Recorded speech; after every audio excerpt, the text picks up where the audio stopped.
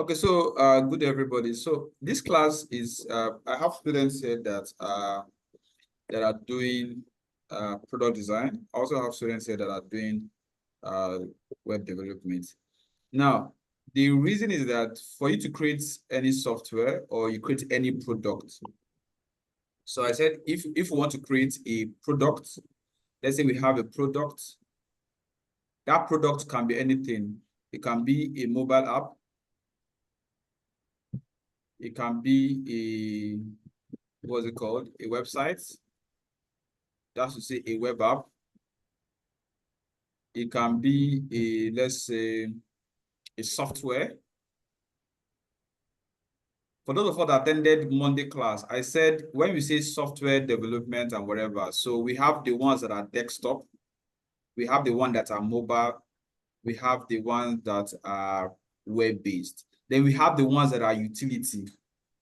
Let's say you have grid-tied applications that manage gas stations, that manage electricity, that manage all of that, right? So here, IoT is very, so all of these are different types of application. Then in the previous class, for the software guys, I talked about LAMP. I talked about WAMP. Sorry, I talked about LAMP. I talked about, sorry, I talked about WAMP. I talked about mean stack. I talked about main stack, right? And I said we're going to be focusing on LAMP stack, where we're doing PHP, MySQL, and we're going to be doing some JavaScript. Now, these are our back-end guys. And I also said that if we need to create a software, we need to gather requirements. We need to do requirements gathering. I'm just trying to do a recap of last class. We need to do requirements gathering, which is like scope. At times, we say software requirement documents, right? Then we need to, at times, we do a lot of planning here. Then once we are done with this stage, the next thing we want to do, we want to start creating the user flow. We want to create UMLs. You want to create maybe wireframes. Then we want to now do proper UI UX, right? So we want to create all of the screens, how the app is going to look like at the end of the day. Then once we're done with this, we want to start doing the front-end development or front-end design. Then back-end. Then we can now launch. Maybe in between, we can do quality assurance, we could do testing, we could do all of those. Then after this, we can now start doing marketing. In the last class, I also said that you have the quality assurance guy, the BA, we have the PM, you have the web developer, you have the front-end developer, you have the digital marketer, you have the maybe software tester. All of these guys will play a role if the software is going to actually be productive, or if the software is going to make sense. Now, why did I say so? Right from this moment up to here, it's so crucial that, especially like I said, for websites that are not just copy-paste, basic, static, basic front-end. Let me not say front-end, let me say CMS-based. Let me say you're doing something like Bootstrap, or you're doing something like WordPress, Magento, you are doing something like SMF, PHP, BB, all of those CMS, content management system stuff, where you just install the software, then you copy your content, paste, you drag and drop. Things like Wix, all of those. If it's this kind of simple website, you don't have issues. But when you want to start creating enterprise applications like banking apps, what's it called? What's it called? School management system, hospital management system. When you start creating something of that level, it becomes difficult to just get the idea and start building. So we have to do this. So today's class, after the last class introduction, we're going to focus on how do we get this, right? And I'm going to introduce this. so that tomorrow's class, we start working on this. So the UI/UX designer students, UI/UX design students we have here, they will go ahead and help us with the screen while we start mocking up some of the front end aspect of the project for the full stack developers. So it's going to be like a collaborative effort to make sure that everybody works. So I have first thing, requirements gathering or software requirements document or scope document or summary of what we want to do. Here we're talking about what do we want to do, right? Here we're talking about how it's going to look like. Here we're talking about the screens. How does it feel like?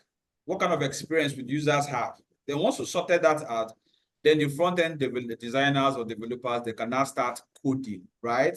At least for the very simplistic pages, then this is where the logic comes in and the functionality comes in. And the thing is that why you have QA, BA, PM, the web designer, what's it called? What did I mean by this WW? Then your front-end designer, your digital marketer. Why you have all of this collaboration is because they are all interconnected. And we're going to see that as we progress. Okay, so the first thing first is our software requirement document. So what does a software requirement document looks like? Right? So the idea is that if you want to do stuff, you don't just pick up things from your head. Software requirements documents for, let's say, E3 management system. I'll just do file type.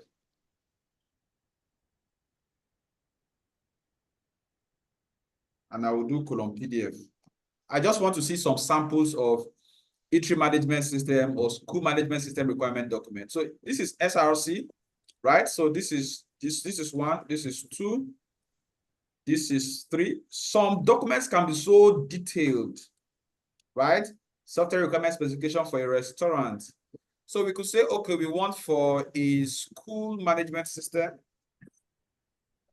We could say we want for a hotel management system.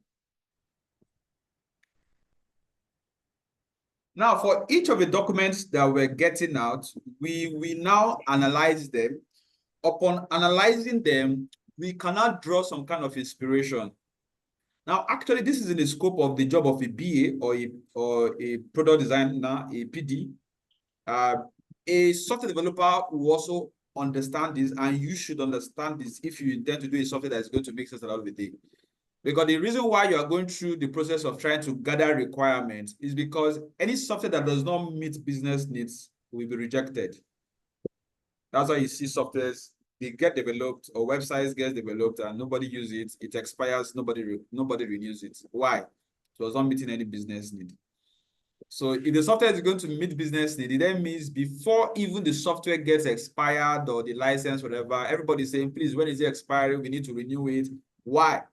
It is meeting business needs. And what are those business needs? The business needs are things like banking, payments, customer care, emails, collecting, all of those things that the business, if it's for an E3 management system, for instance, collecting other payments, all of those items are things that the software needs to do. If the software can't do it, or the software is not doing it efficiently, the person will throw away the software.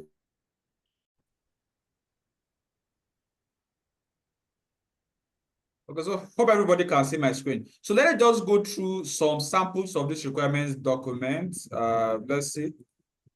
Let's open just one and go through. Okay, it's something here. Okay, good. Now, so this is a food management system, software requirement document or SRS. Now, contents, let me zoom this out. So we have intended audience, reading suggestion, product perspective, product features, user classes and characteristics, operating environment, user documentation, customer, food brand, user interfaces. Some softwares, for instance, especially those softwares that are desktop-based software. That means they will interact with the hardware, something like a biometric software or something like that, say fingerprint software or something that is a QR code hardware and the rest, like in supermarkets or like in some access control systems. So you now have a non-functional requirements. So like for some of the Abuja students, last week we learned functional and non-functional requirements. So this will be like an additional learning. I think from tomorrow we'll start doing something very fresh and new for some students that started last 2 weeks. Now, other non-functional requirements. So we have functional and non-functional requirements. You're going to see the differences and what they mean. Now, so these documents specifically include specifics and features of the software in detail. It helps understand the target audience and the user classes. When we say user classes, we're trying to say who are the different categories. If you are building a school management system, for instance, the users is one class, is one category. The parents, one category. Even within the school, you're going to have different categories. That's different user types. So you're going to have lecturers, you're going to have, let's say, faculty heads, then you're going to have admin. So if I need to log into a system, there are different approaches and there are different ways I can access. And when I access, I'm going to have different controls. And that's what they call access control. So you're going to be doing some kind of access control list. Admin cannot log in, or user cannot log in and do what admin can do. Right? So those user classes, you need to be able to understand it. Then internal and external interfaces. So if you just, like I did, you just, okay, let me just finish this one. So let's just scan through and see some information we can get out. Stakeholders. So stakeholders are very crucial. That's why it's good for product designers, for software developers and engineers to understand project management. On the channel, I have a complete series on project management. So project management have to do with how do I ensure that I can deliver my projects within scope, within budget, within time, and many other constraints. So we call this thing constraints. Scope is details of project. What do we want to do? Budget is how much do we have to spend? Time is duration. Most projects fail or customers get dissatisfied because what you said we are going to not what we end up doing. Right? What you said we're going to do, it's not what we ended up doing. So we now have an issue. How much you said we're going to spend, we ended up spending far more. And you said, person says, please, oh, no, I can't continue this. We said we're going to spend 6 weeks. It became 2 years. So any software project that does not attend to these project management constraints. And what do you call a project in project management? Project is anything that have a start time, right? It has an end time, right? It wants to do what? Deliver a particular result. And that result can be a product, it can be a service. The goal of this training is that, okay, in the next 3 weeks, everybody becomes a badass product designer. In the next 4 or 5 weeks, everybody becomes a badass software developer. That is the service, right, that is being rendered. In the next 2 weeks, I'm going to bring you 10 bags of cement. That is the product. 2 weeks is the time, right? Scope now is what type of bag of cement are you talking about? Is it super duper? Is it small? Is it for tiling? Is it for house? Is it for wherever? You say you want to become badass developer. What level of badass developer do you want to become in 4 weeks? Is it entry level? Is it intermediate? Is it super duper expert level? That's scope, that's detail. So scope, budget, time is crucial. Another important aspect in project management is stakeholders. Your project is going to fail, your software is going to fail if you don't take care of stakeholders. So stakeholders are anybody that is going to impact, anybody that is going to influence, anybody that have a say. That's why if you want to buy land, you don't just say because you have money.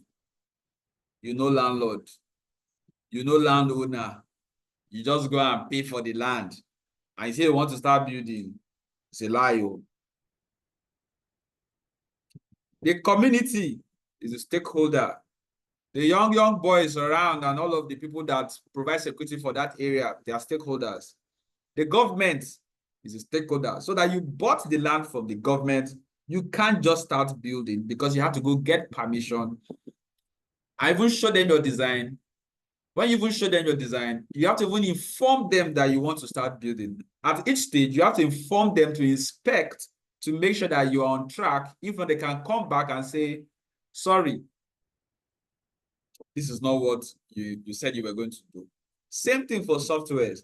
So who are the sponsors? You see, all the guys are listed, the QA, the PM, the BA, all of those guys are all stakeholders. For this E3 management software, for instance, management teams, sponsors, customers, shopkeepers, these are the people that are going to interface with that particular application. And once you don't gather their input, your software will fail. If you like, say that you have built heaven and earth, you're on your own. Nobody will use it. So that's why I encourage developers to build whatever people are going to use. Once people use it, it becomes matured. Why they use it, they bring new requirements. The software grows. You update it. It now becomes very useful. They cannot do without it. It's just like somebody saying now, softwareventures.com. The website is 14 years old as at December this year. That is in 3 months, or 4 months, it is 14 years old. Now, that website performs a function. If that website goes down, is it going to make any sense to the company that owns it? No, they will make sure it's what? It's active. For a hospital that is putting their customer data into a software that everything is connected to that software, can they just wake up one day and say they don't want to use it again? No, because it is useful. So, and that's why it even makes sense for you to have alpha version of a software, beta version of a software. You can even have alpha 1, alpha 2, beta 1, 2, 3. And what do you call alpha, beta softwares? They are just like different levels of the development before you can now have the full version. The full version is what you're now going to say, okay, yes, the software is now ready for everybody to use. At alpha level, at beta level, they're still testing, they're still using, right? Okay, so let me just scan through some of the items we have. So project scope, like what I said, pre-order, low budget, high budget. Initial project phase, basic food court QR app. Now, this is a QR app. How many of us know what is QR? So if I go to ChatGPT currently and say ChatGPT, let me try to sign in. And I say, please, I need a detailed software requirement document for a QR-based E3 other software or E3 management software that's going to include. Now, the reason why I'm walking you through looking at this document is that there's a place of research when you want to create any software. You don't just wake up and start creating your software. No, you have to understand, see what every other person is doing, see what the gap is. So we call that gap analysis. You see what they are not doing, what additional feature that customers are going to be interested in. Then for the product designers, you can start doing things like user stories. You can start doing things like getting to understand what is the pain point, what are the different stories that the user is telling or the user want to have. You can have all of that and make sure that your software is able to account for that, right? So you are doing all of this to familiarize yourself with what a basic software requirement document should be like. So the idea is that you should have the entire detail of the application. What will the application do? Okay. So I am a software developer and product designer. I will need a detailed software requirements document for an E3 management system. Now, you need to also learn, because we want to make sure that the process is highly AI driven. So you want to make sure that you have an idea about what the application is going to do. If you have an idea about what the application is going to do, it's going to help to put in the right prompt so that you get the right result. So this is the time to learn some basic prompt engineering, because it's going to help you actually tell ChatGPT to get you the right things. So I'm a software developer, I'm a product designer. I need a detailed software requirements document for an E3 management system. It will have users, admins, managers, and let's say what else again? Or let's keep it simple. We can extend this, we can expand this. So let it have this, and okay, let's see what this looks like.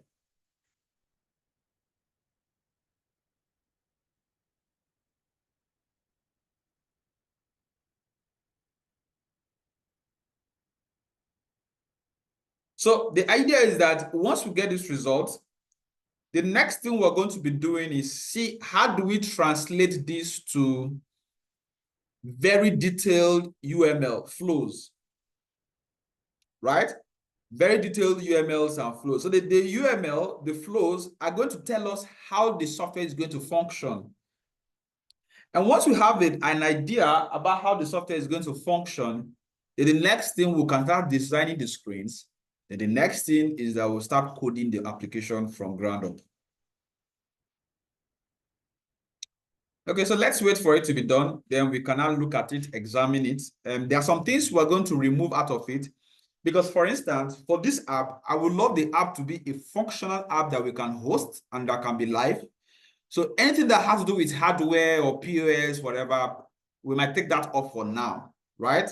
Maybe when we do the version 2, we can now add that particular item. Just like I talked about alpha softwares, beta softwares, and maybe full version 1, 2, 3. So we can have a very minimalistic software that we're going to build from start to finish. And later on, we can now add other additional features to the software to make sure at least we hit the ground running.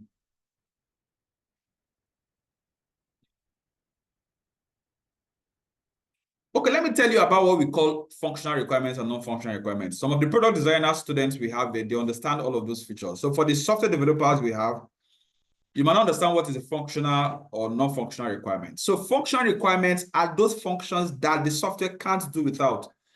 It's just like saying you're breathing in and breathing out. If you decide to wear jeans today, it's a non-functional requirement of going to work. If you have to use, let's say, a kaftan to work, is a non-functional requirement, right? If you have to use shoes, those are not functional. But that you have to eat at least every 3 days, so to say, is a very important requirement. Take your bath at least, no matter how dirty you are, at least in the next 2 or 3 or 1 day or 5 days. Those are important requirements of staying alive. You have to eat, you have to take care of self, you have to take, if you are sick, take medications. Those things are functional requirements. The non-functional requirements are those things that are not so important, but are somewhat necessary. Okay, good. So the guy have done us an SRS. a very detailed software requirement document. So let's just examine it. And everybody, you're going to be doing some assignments. Like I said, the product designers, some of them have done this. So you're going to do this as an assignment, right? So each person will produce a detailed software requirement document for the project they are going to be assigned. Then from that software requirement document, we will now create a UML, a user flow, then a UI.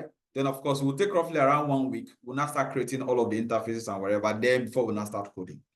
Okay, so let's examine what this looks like. So this document provides a comprehensive description of each management system. It outlines the system functionality, performance requirements, design constraints. The AMS is intended to streamline the management of each operations from order processing, inventory management, employee management. Okay, so you see, these are the key functions: order management, inventory management, employee management, customer management, and report management. I could tell ChatGPT, okay, these 5 functions, can we have other 3 functions? Can we make it 5 functions? Let me do that. Please. What am I even saying, please? Can we make it 10 functional features? So what's going to happen is going to reevaluate the entire process and see if you can add more modules to the software. Right? So you could consider that maybe in your version 2 of your software. So you see, okay, that's attended to all of these. So the system will serve 3 types of users. That is the use cases, the user types. Like I said, this is not a website where you just copy the content and paste, copy content and paste. Or some product designers, they see a flyer and they start designing the flyer, right? Because if that flyer or if that UI interface for that software you are creating, if it does not meet the need of the new client, the client will not use it. It will not make any sense. So in your discussion with your clients, you're going to be asking questions like, okay, who are your type of users? How many user types are you going to have? This client can even say he wants, or from your research for each management system, you can even see that they have supervisors. So on the dashboard for the UI interfaces you are creating and the dashboard for the software, that means you're going to have a supervisor being able to see what the users are doing, or will not be able to see anything about the user, but we're able to see analytics on the different managers or different teller guys or teller ladies. Okay, it gave us some definitions, acronyms, EMS, UI, APIs, CRUD. So for the software developers, we're going to be doing interactive with things like doing creating payment systems to recollect our payment and the rest. So references, then overall description. So you see, it's detailed everything that it will want to do. So I will copy all of this and paste this into the training group on the WhatsApp group. The next stage, I think this didn't go through. The next stage, the next thing I'm going to do is I'm going to say, okay, can we have the user flow or UML for the above application? Okay, let me try to regenerate. So what is a UML? So UML is Unified Modeling Language. So business analysts use it. Product designers use it. It just helps us to like see how everything flows. It helps us to like in a granular format to see in detail everything about the software. So the product designer is going to do all of that in collaboration with the software developer, with the client. These are stakeholders, and from their research, from the brainstorming sessions, they now agree on what's the best way that users can actually interact with this software. So see user flow, for instance. Start, user logs in, homepage. User navigates to the order management section, create order. User selects item from the menu, review order, apply discount, payment, confirm order, order summary, end. UML diagram. You see, different actors, admin, manager, staff. Use cases, admin, what can admin do? Manage users, configure system settings, generate reports. Manager, what can he do? manage others, what's it called? Manage employees, view reports, create orders, update inventories, order. So at this point, it's giving us a detailed diagram of all of the things that the different processes for the different use cases. Now, the next thing we're going to do is to use a software to like create the sketch. Of course, we can later do wireframes. What do you call a wireframe? So this is a wireframe. So a wireframe is like a low fidelity diagram. Of course, you can use Figma, you could use draw.io, you could use different softwares. It just gives us like a sketch of how the stuff is going to look like. So this is a wireframe. Then a user flow is like a schematic to show login, register, like that to the end. Okay, so it's giving, okay, said we could use draw.io. So we're going to be using draw.io, right? Now, but there's one thing we could do. We could tell there's this language for UML. It's called Mermaid. So we can say, okay, can we have the Mermaid code for the above UML showing user flows, right? So because we want to see what the process is going to look like, so we want to generate what we call the Mermaid code. So the Mermaid code is going to give us clear detail of the flow. At this point,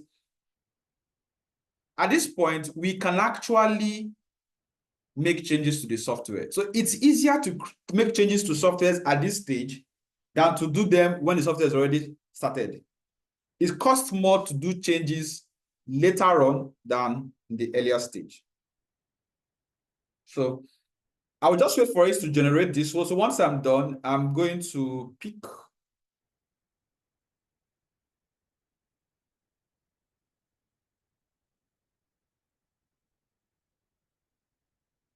So I'll provide a guide that explains and differentiates user flow, use case, activity diagram, sequence diagram, and all of that, right?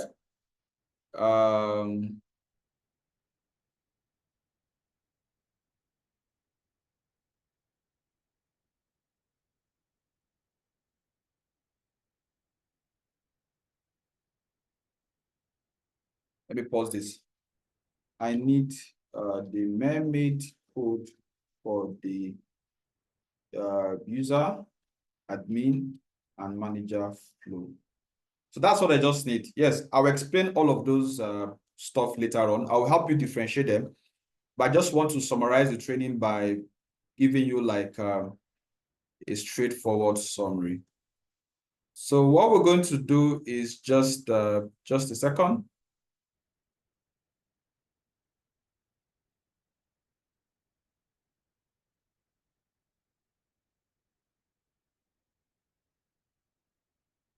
Okay, let's end this session and commence in the next 5 minutes. So I will rerun this, get the code and fix that and generate the user flow diagram.